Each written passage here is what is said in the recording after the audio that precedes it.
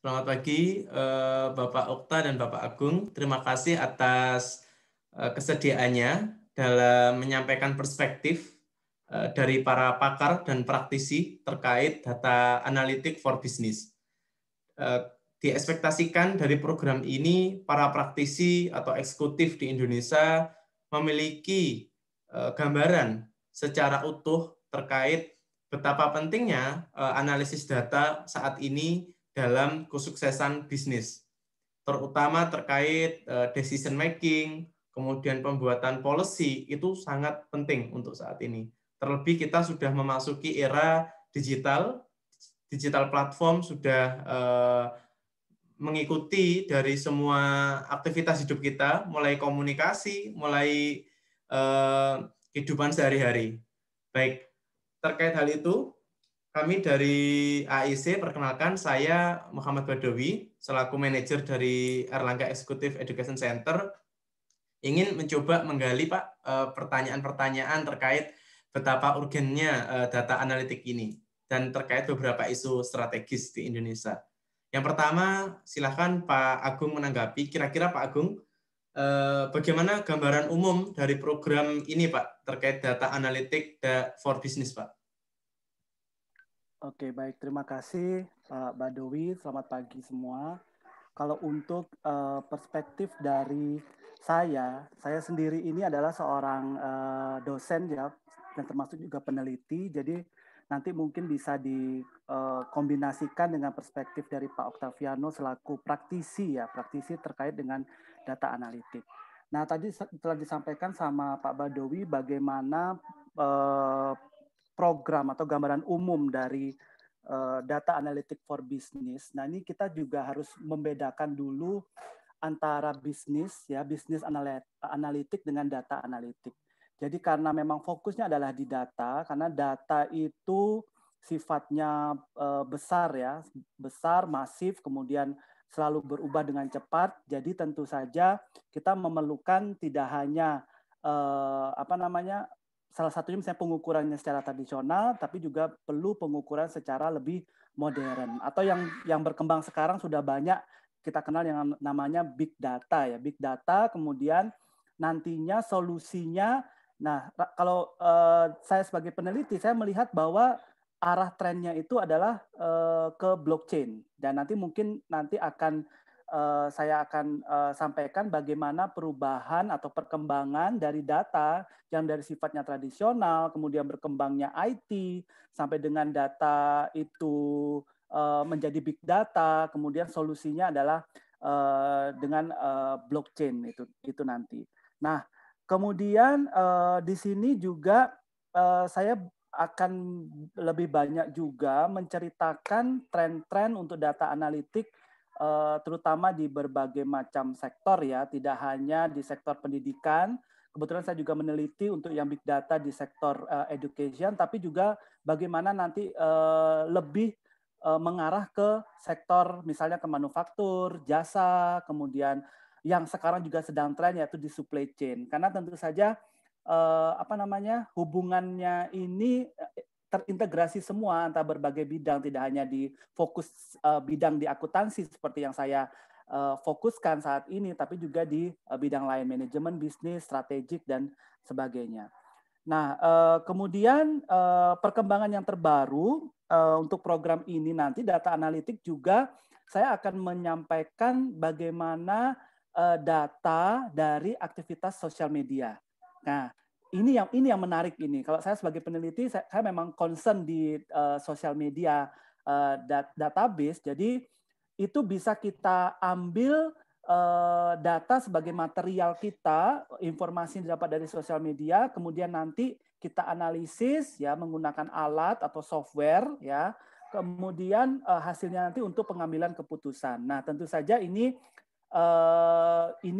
tergantung dari jenis atau masalah yang dihadapi oleh perusahaan. Nah, ini lebih banyak nantinya kalau untuk data analisis sosial media itu lebih ke customer preference misalnya kalau dari sisi marketing dan misalnya untuk mendetek kompetitor, bagaimana tingkah laku atau behavior dari kompetitor, analisisnya bagaimana. Nah, itu yang nanti akan saya kupas, dan nanti mungkin untuk lebih ke ke prakteknya itu bagaimana dan detail tantangan dan seperti tantangan dari data science, data mining, modelingnya itu mungkin nanti Pak Octaviano yang bisa melengkapi dari program data analitik ini. Terima kasih Pak Badawi.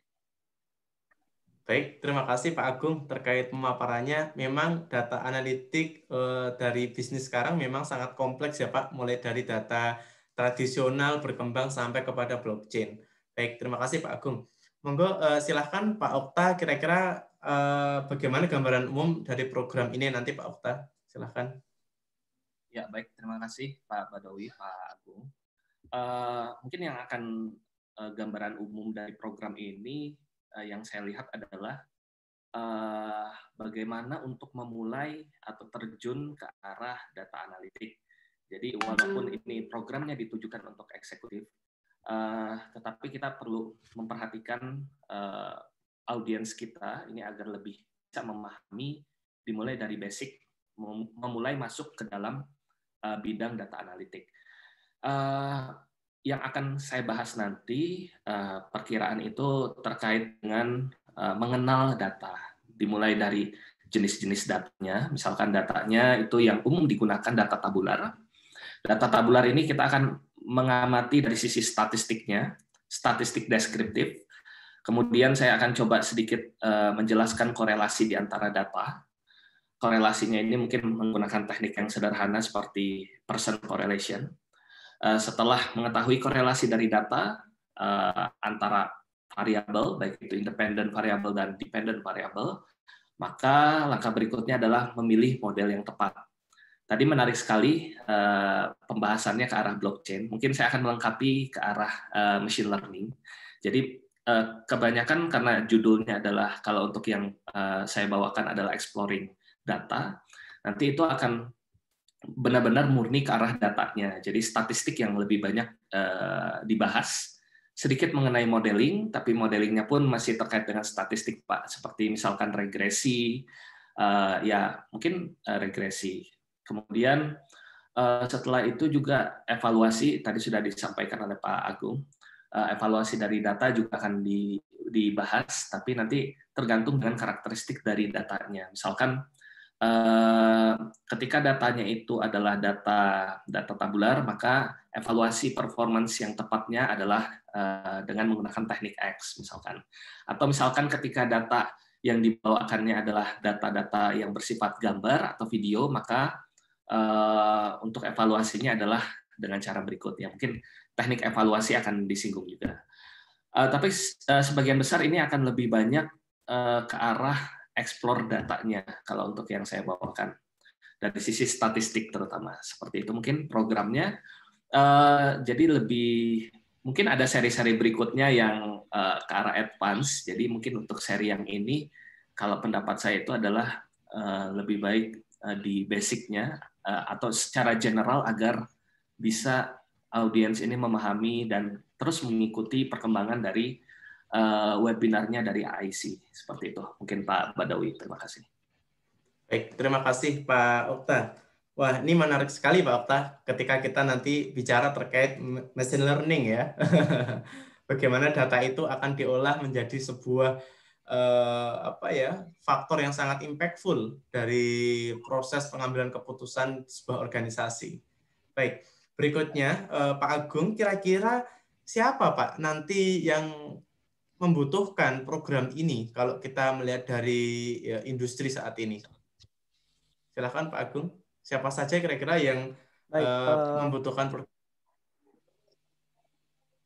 Baik, ya untuk peserta untuk yang membutuhkan dari program Erlangga Executive Education ini, terutama terkait dengan data analitik, tentu saja sekarang karena eranya teknologi informasi mudah untuk didapatkan ya. Hanya dengan genggaman smartphone saja kita sudah bisa mengetahui semua data, semua informasi, dan tentu saja tidak bisa dikotak-kotakkan atau diklasifikasikan pesertanya. Semua bisa mengikuti, tapi karena ini lebih ke programnya eksekutif, jadi mungkin nanti lebih banyak ke pengambil keputusan, ke manajer, terutama manajer di bidang sistem informasi, kemudian di bidang data science, kemudian atau manajer teknologi informasi, konsultan, bahkan akademisi, dosen ya itu juga, dan mahasiswa itu juga harus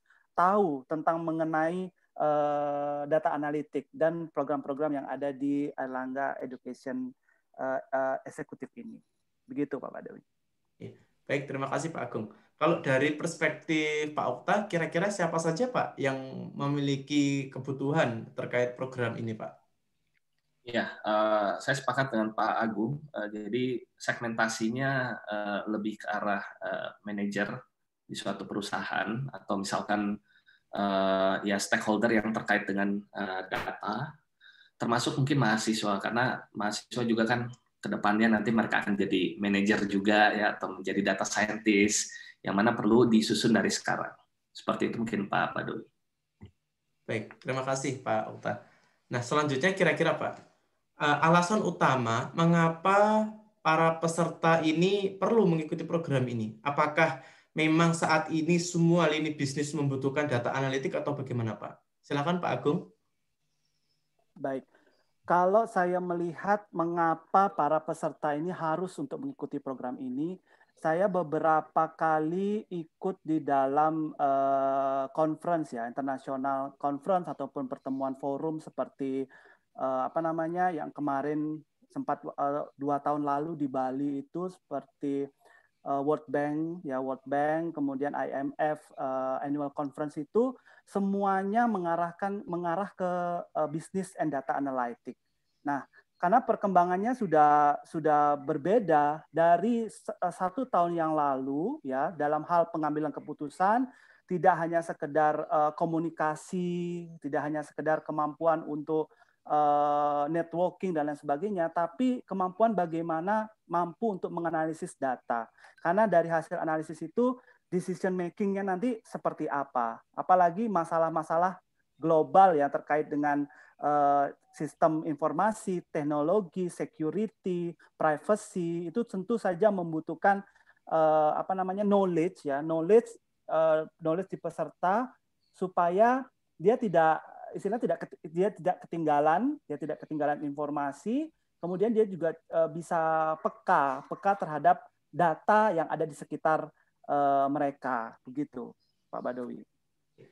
Baik Pak Agung. Kalau dari perspektif Pak Okta sebagai praktisi dari BISA AI Akademi, kira-kira mengapa Pak peserta ini memerlukan pengetahuan terkait data analitik ini Pak? Ya, baik, terima kasih. Jadi salah satu profesi yang output dari data analytics adalah data scientist ya. Jadi data scientist ini menurut Harvard Business Review ini dinobatkan sebagai the hottest job in the 21st century. Katanya job yang paling hot di abad ke-21. Nah, di sini yang dikatakan hot itu banyak hal, dari sisi salarinya, kemudian dari sisi tantangannya, dari sisi kasus yang dihadapi, ini sangat bervariasi. Nah, makanya saat ini banyak perusahaan-perusahaan yang memang membutuhkan data scientist, termasuk kita di BISA AI pun saat ini kita punya beberapa data scientist yang kalau dibilang dari sisi salary memang besar gitu, karena orang-orang yang menguasai data ini memang dibutuhkan karena banyak sekali demand-nya, namun supply-nya ini sedikit Pak. Jadi pengalaman saya itu agak sulit kita mencari data scientist yang sesuai dengan ekspektasi kita. Nah, inilah pentingnya program ini agar bisa membantu peserta dalam menyiapkan terutama untuk mahasiswa mungkin ya, untuk menyiapkan di masa mendatang kemampuan yang diperlukan untuk menjadi seorang data scientist, seperti itu. Baik, menarik sekali ya Pak Okta. Kira-kira kemudian berikutnya Pak, kira-kira ada satu hal unik apa nih kira-kira yang bisa disampaikan kepada peserta dari program ini. Nah, Pak Agung silakan Pak. Kira-kira Baik. the uniqueness. Ya. Silakan Pak.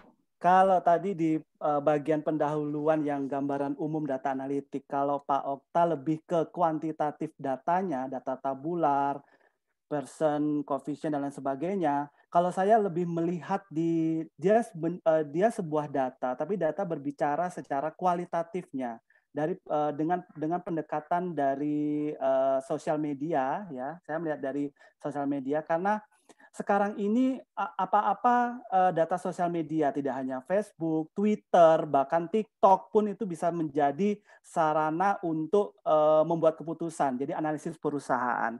Jadi yang itu data sosial media, baik itu berupa gambar ataupun video, nanti bisa dikomprehensifkan dengan data kuantitatif yang dilakukan oleh Pak Okta. Jadi nanti mungkin ada juga sentuhan bagaimana analisis sentimennya. Kalau dalam perspektif marketing untuk menentukan customer preference-nya seperti apa, kita harus lihat sentimen analisis dari data produk X ini seperti apa, dan juga klasternya. Jadi klaster, kemudian pengklasifikasian, nah itu juga yang harus sangat diperlukan oleh para peserta yang ikut di Airlangga Executive Education ini.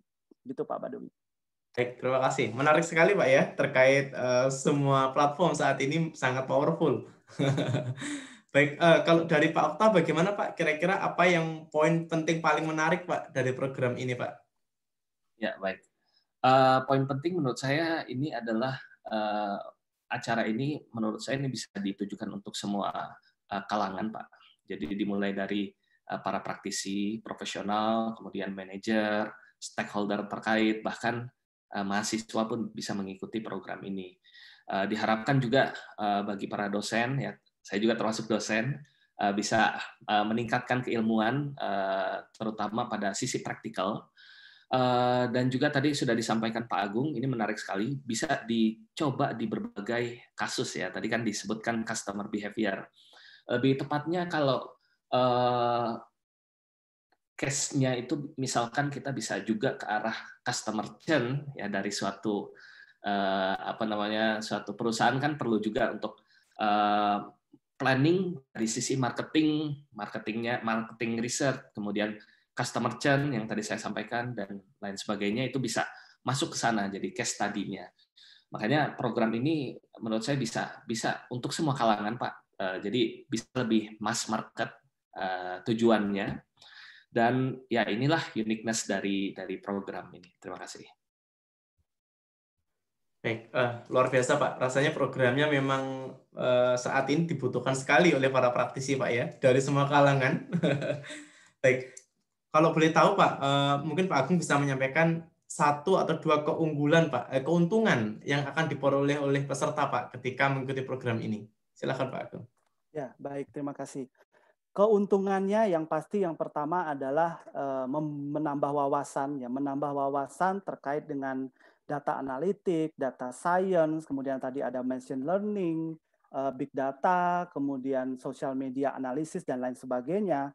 Dan ini bisa menjadi tambahan, jadi tidak hanya dengan program di executive education ini, tapi dengan juga belajar nantinya setelah mengikuti ini, kemudian menambah wawasan, ikut lagi program ini yang selanjutnya ya, yang reguler akan dilakukan, itu bisa menjadi tambahan bekal ya, terutama kalau dari mahasiswa misalnya yang ikut di sini, dia punya bekal bahwa dia tahu apa itu data science, apa itu data analitik, bagaimana melakukan analisisnya, dan nantinya dia akan lebih percaya diri ketika dia masuk ke dalam dunia pekerjaan ya, seperti yang disampaikan Pak Okta tadi, the hottest job ya, dari Harvard Business Review mengatakan bahwa data science, data analitik itu adalah yang dicari, dan memang betul. Saya melihat di Indonesia ini masih sedikit yang bergerak di bidang data science. Jadi ya kalau dilihat mungkin teman-teman di sistem informasi, di programming, dia sudah sudah detail, paham betul apa itu data science, dan ini bisa membuka tambahan ilmu bagi rekan-rekan di luar bidang sistem informasi, seperti misalnya akuntansi ya cocok untuk di data science karena berbicara dengan angka, informasi prosesnya, kemudian sampai dengan pengambilan keputusannya. Dan ini mungkin akan menjadi tren di masa yang akan datang. Begitu Pak Badawi. Luar biasa sekali ya Pak Agung terkait data analytic for business ini, terkait data science. Nah, kalau dari perspektif Pak Okta, bagaimana Pak? Kira-kira apa keuntungan yang akan diperoleh oleh peserta Pak untuk dalam mengikuti program ini? Silakan Pak Okta. Ya, saya sepakat dengan Pak Agung. Jadi untuk para peserta ini diharapkan bukan hanya dari jurusan yang terkait saja seperti jurusan ekonomi dan bisnis atau misalnya jurusan IT, itu kan terkait dengan data science atau analytics. Nah, ini kita juga bisa memperoleh user ini dari bidang lainnya, Pak. Jadi misalkan seperti di bidang agriculture, di bidang mining, atau di bidang kedokteran pun bisa kita raih untuk bergabung di program ini. Nah, karena ini saya melihat keuntungan mengikuti bidang ini adalah bisa lintas ilmu. Dengan permasalahan di masing-masing bidang, itu kita bawa solusinya dengan data science, dengan data analytics, itu bisa menjadi solusi bagi masing-masing bidang ilmu tadi. Ini menurut saya yang bisa menjadi keuntungan yang tentunya harus menjadi bagian dari marketing kegiatan ini, kalau saya boleh usul. Kemudian keuntungan lainnya ini, ya selain sharing ilmu, para peserta juga bisa punya pertimbangan untuk tentunya untuk masuk ke dalam ranahnya data science dan analytics, karena masih kurang di Indonesia untuk profesi ini. Seperti itu mungkin Pak Badawi. Terima kasih. Baik, terima kasih Pak Agung dan Pak Okta atas perspektifnya terkait program Data Analytics for Business. Memang saat ini industri betul-betul membutuhkan ya Pak, dan salah satu selling point-nya adalah the hottest job. Dari Harvard Business Review mengatakan data scientist ini sangat-sangat dibutuhkan di industri saat ini. Oke. Baik, terima kasih Pak Agung, Pak Okta atas penyampaian perspektifnya. Memang saat ini industri betul-betul membutuhkan terkait data analytic for business. Terutama kita sudah memiliki banyak data. Seringkali perusahaan memiliki banyak data tapi bingung bagaimana data ini diutilisasi secara optimal sehingga ketika decision making mereka memiliki presisi dalam menentukan kebijakan maupun keputusannya. Baik. Berbicara tentang data analytic for business, Pak. Kita memiliki banyak isu yang ada di Indonesia, bahkan juga internasional. Yang pertama adalah terkait big data. Saya mencoba bertanya untuk Pak Okta, Pak. Bagaimana perspektif Bapak terkait penggunaan big data untuk kepentingan decision making di perusahaan atau organisasi di Indonesia saat ini? Apakah sudah optimal atau belum, Pak Okta? Silakan, Pak. Ya, dari sisi konsep big data itu kan minimal memiliki 3 V. Volume, variety, dan velocity. Jadi volumenya itu besar, data ini berukuran besar, kemudian varietasnya banyak, dan juga kecepatan untuk mengaksesnya dengan kecepatan tinggi. Tapi faktanya di lapangan yang saya temukan, beberapa organisasi yang pernah kita tangani, itu masih banyak belum optimal. Kenapa belum optimal? Karena 3 V ini tidak diperhatikan, Pak. Jadi misalkan dari sisi volume. Nah, volume ini kan jumlah datanya sangat banyak. Memang beberapa perusahaan datanya memang banyak. Kita lihat, wah banyak nih. Tapi untuk diaksesnya itu agak kesulitan kita mengaksesnya gitu. Jadi misalkan kalau dengan sederhana dengan SQL itu select datanya itu sangat lama. Nah, ini menjadi problem, isu gitu. Nah, kenapa tidak data-data yang sifatnya transaksi ini kita ubah ke dalam data yang sifatnya adalah online analytical processing atau OLAP. Nah, ketika sudah menjadi OLAP yang kita simpan di dalam big data store atau warehouse, ini bisa dengan mudah untuk diakses guna menghasilkan suatu analisis tertentu yang dilakukan oleh data scientist. Kemudian dari sisi varietas data juga, ini banyak data-data yang sifatnya tidak terstruktur yang agak sulit untuk kita lakukan analisa. Contohnya misalkan data di sosial media. Data crawling dari Twitter, dari Instagram, dari Facebook, dan lain sebagainya, ini masih banyak yang belum terstruktur, yang banyak yang belum mengetahui cara-caranya. Mungkin Pak Agung nanti bisa share ya di event tersebut. Nah, data ini juga sama, akan dimasukkan ke dalam data warehouse. Dan terakhir adalah velocity, kecepatannya ini harus cepat dalam mengaksesnya. Inilah problem yang saat ini terjadi di Indonesia. Sebagian besar saya melihatnya masih banyak yang penyimpanannya itu berada di local storage. Padahal kan saat ini teknologi sudah memungkinkan cloud computing ditambah dengan penggunaan microservice di dalam cloud computing ini bisa membantu dalam proses big data ini menjadi lebih baik. Ini yang masih belum banyak orang-orang atau perusahaan atau organisasi punya solusinya. Nah, di sini mungkin untuk solusi 3V tadi nanti saya akan sedikit membawakan mengenai isu di big data dan cara menanganinya. Mungkin seperti itu Pak Badowi. Terima kasih. Luar biasa Pak Okta. Jadi salah satu problem memang data itu tidak diutilisasi dengan optimal ya Pak oleh stakeholder. Lalu mungkin saya bisa menanyakan pertanyaan kedua Pak Okta. Kira-kira solusi mekanismenya seperti apa Pak? Supaya organisasi ini bisa melakukan integrasi data dari berbagai platform yang dimiliki. Silakan Pak. Ya, baik, terima kasih. Ya, jadi banyak sistem perusahaan yang sifatnya adalah silos. Silos itu masing-masing punya sistem sendiri, tidak seperti ERP. ERP kan antara SCM, CRM, Human Resource, Sales and Purchasing semuanya terhubung satu sama lain. Nah, di sini kemampuan untuk mengelola data secara big data ini diperlukan. Jadi solusinya adalah menyediakan suatu mekanisme yang baik agar big data ini di dalam suatu organisasi dapat berjalan. Dimulai dari penyiapan storage-nya, kemudian sistem untuk melakukan pengumpulan datanya, hingga dengan mengaksesnya dengan teknik ETL atau extract, transform, dan load. Ini menjadi salah satu solusi yang bisa ditawarkan untuk organisasi. Kemudian juga setelah data-data ini bisa dikelola dengan baik, maka pekerjaan berikutnya seperti yang dilakukan oleh data scientist pun akan menjadi lebih baik. Seperti itu mungkin Pak Badowi. Terima kasih. Terima kasih Pak Okta atas perspektifnya. Jadi kita semakin tahu kira-kira dari big issue data analitik di Indonesia memang terkait big data, terkait integrasi itu menjadi tantangan tersendiri ya Pak Okta ya. Baik. Mungkin big issue selanjutnya adalah terkait privacy data. Ini saya mau mencoba menanyakan kepada Pak Agung nih Pak Agung. Pak Agung, kira-kira terkait data privacy yang terkait dengan juga data mining yang dilakukan oleh sebuah perusahaan dan itu digunakan oleh third party untuk kepentingan bisnisnya. Bagaimana pendapat Bapak terkait hal itu? Oke. Baik, terima kasih.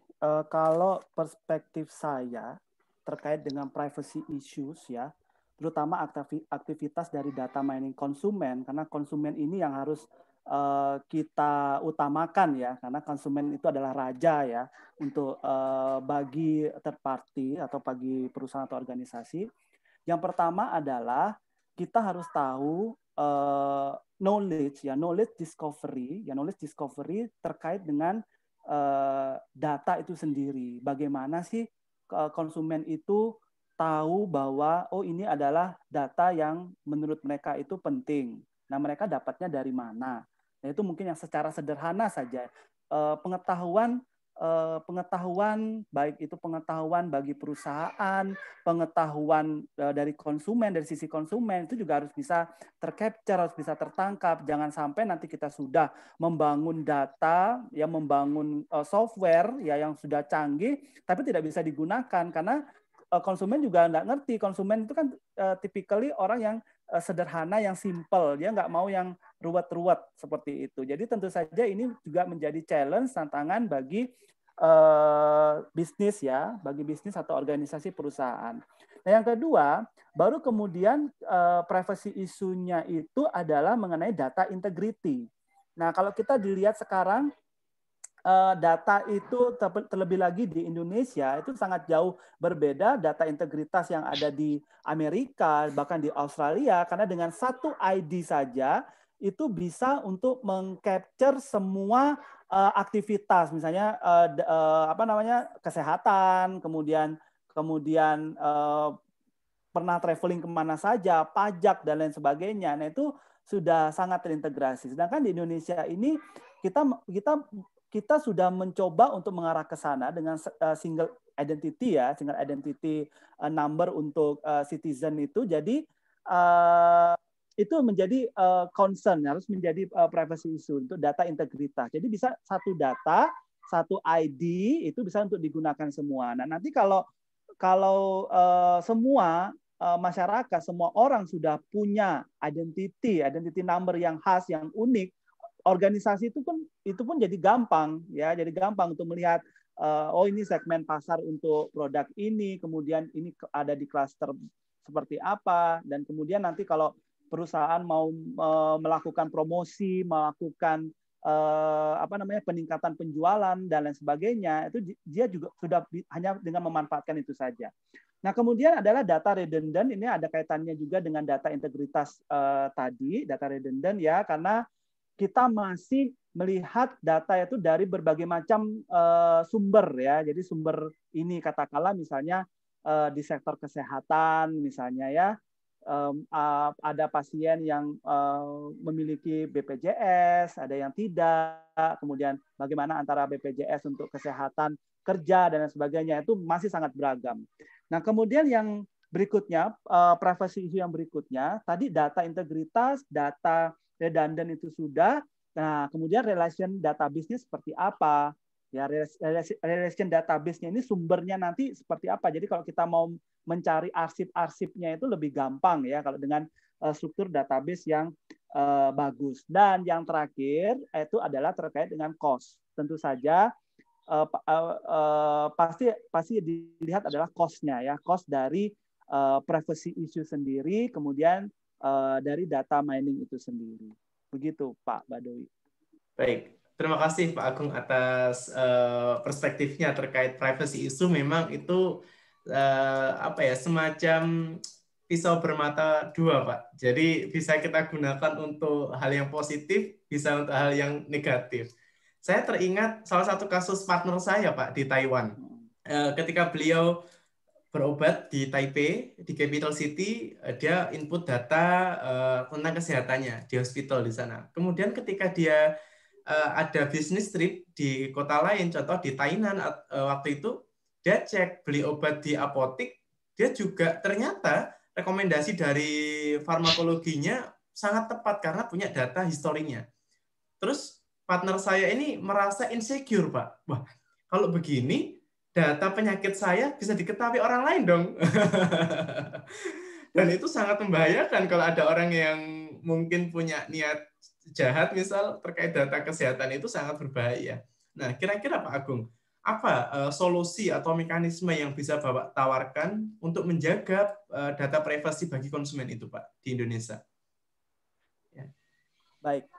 Ini saya bisa melihat ya, jadi benar ini menarik sekali ya terkait dengan privacy issue, kemudian data security, apalagi kita sekarang berada di lebih banyak di dunia maya ya, karena pandemik ini juga kan konsentrasinya lebih banyak seperti ini secara virtual begini. Jadi solusi yang bisa saya tawarkan, yang pertama kalau saya dari perspektif saya sebagai dosen, saya sebagai peneliti, itu sudah mengarah kepada apa yang disebut sebagai blockchain. Nah, itu katanya blockchain itu bisa menjadi salah satu alternatif, ya mungkin nanti ada alternatif lain ya selain blockchain, itu yang mampu untuk meminimalisasi dari data security, terutama untuk data-data yang tidak penting atau data-data yang bersifat membahayakan ya, tidak hanya membahayakan bagi konsumen, juga membahayakan organisasi. Kemudian yang kedua adalah saya sebagai dari sisi konsumen. Nah, kalau dari sisi konsumen tentu saja solusinya ya yang bisa ditawarkan nanti ini juga bisa diintegrasikan dengan solusi yang lain, seperti misalnya perlunya backup secara reguler, backup data secara reguler, kemudian pemanfaatan antivirus. Nah, ini juga semuanya tidak mutlak bahwa ini bisa mencegah privacy issues ya, bisa menyelesaikan masalah-masalah yang berhubungan dengan privacy issue. Tapi paling tidak dengan kita melakukan, konsumen melakukan backup, melakukan antivirus, kemudian melakukan encryption datanya, itu bisa untuk mencegah penyalahgunaan data. Saya tambahkan ada beberapa, saya ikut di pertemuan-pertemuan yang berbicara mengenai keamanan sistem informasi. Penggunaan sosial media itu juga bisa harus istilahnya kita punya batasan ya, kapan kita harus declare aktivitas kita, kemudian ID kita dan segala sesuatu yang berhubungan dengan diri kita, keluarga dan sebagainya itu juga harus menjadi concern. Ya, itu yang menurut saya beberapa hal untuk menurunkan privacy terhadap data itu sendiri. Begitu Pak Badawi. Yes, terima kasih Pak Agung terkait pemaparannya dan solusinya itu sangat sangat bisa dilakukan Pak oleh konsumen di Indonesia terkait bagaimana menjaga salah satunya privasi yang ada di sosial media. Jadi konsumen diharapkan tidak mudah untuk mengcapture atau video aktivitasnya Pak ya. Baik. Dari saya sudah cukup Pak terkait big issue terkait data analisis per bisnis, dan ini menjadi salah satu bahasan yang menarik untuk industri saat ini dan untuk pendidikan eksekutif di Indonesia. Baik, terima kasih. Saya Muhammad Badawi dari AEEC untuk perspektif eksekutif.